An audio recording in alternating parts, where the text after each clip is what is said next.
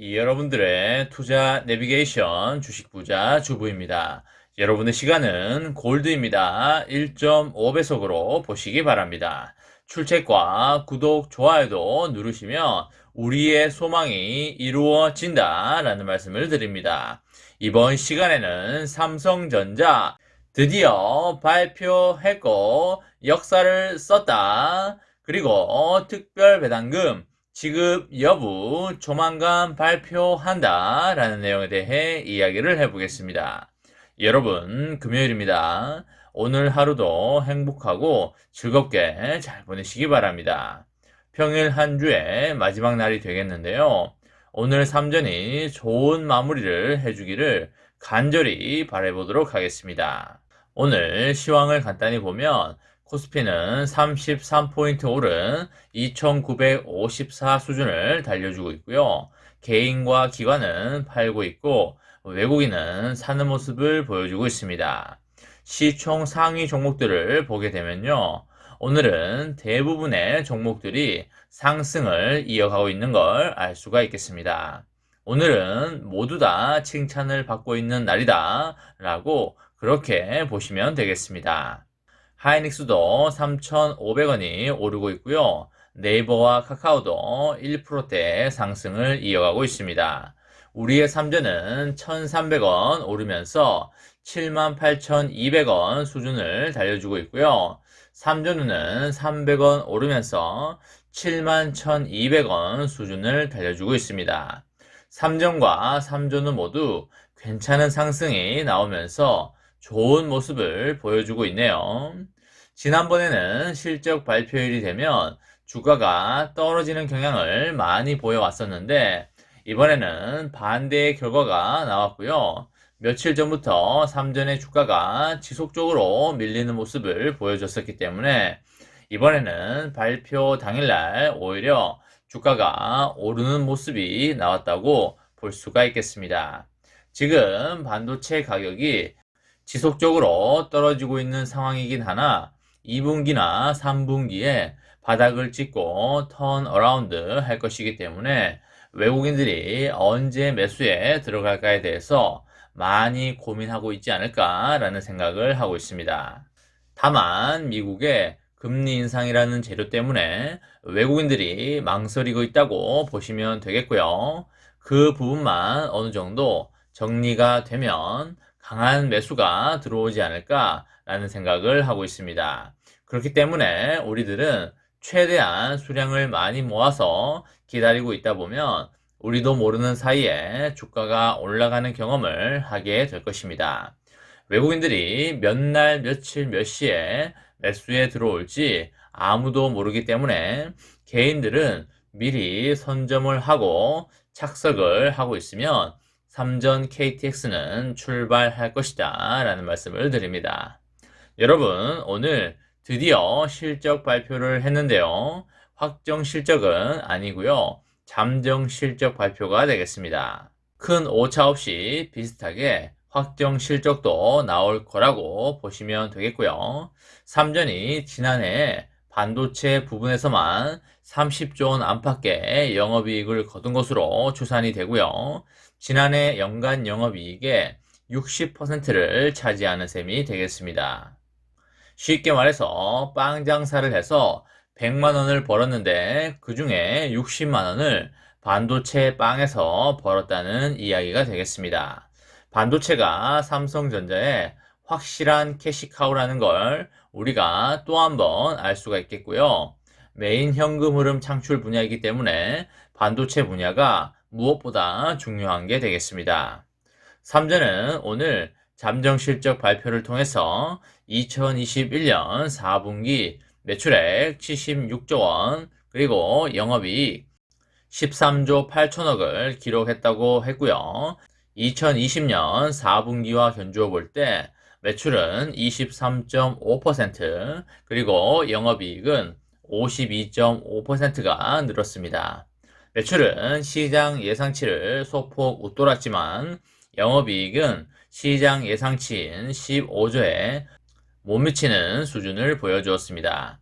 연간 실적은 매출이 279조 원, 영업이익이 51조 5천억 원으로 집계가 되고 있습니다.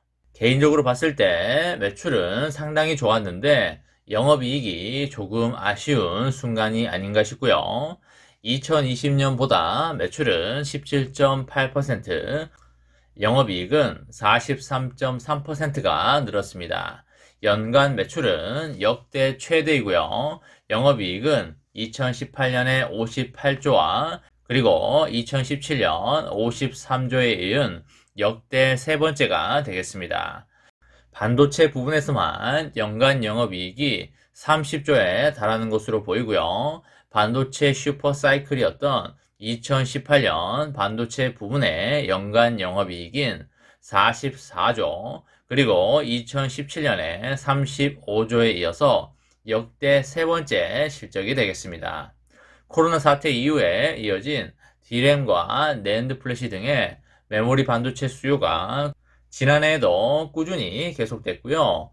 당초에 모건 스탠리가 메모리 반도체 공급이 수요를 넘어서면서 지난해 4분기 들어 업황이 부진할 것이라고 예측을 했지만 D램 가격 하락폭은 그렇게 심하지는 않았습니다. 그리고 얼마 지나지 않아서 모건 스탠리는 최선우주가 삼성전자라고 하였는데요. 저는 개인적으로 모건 스탠리를 믿지 않고 그냥 참고만 하고 있다고 보시면 되겠습니다. 그리고 모건 스탠리의 이사진들도 일본인들이라고 하는데 절대 우리나라에 유리하게 하지 않을 거라고 저는 그렇게 보고 있기 때문에 여러분들도 여러분 나름대로의 판단과 기준으로 보시면 좋겠다라는 말씀을 드립니다. 또한 언택트 문화 확산과 4차 산업으로의 전환 등에 힘입어서 메모리 사용량이 계속적으로 늘어나면서 4분기에도 서버 수요가 견조했다라고 평가할 수 있겠습니다. 3전에 스마트폰 사업을 담당하는 IM 사업 부분이 폴더블 폰의 판매 호조로 인해서 3조 원대의 영업이익을 이어갈 것으로 보이는데요.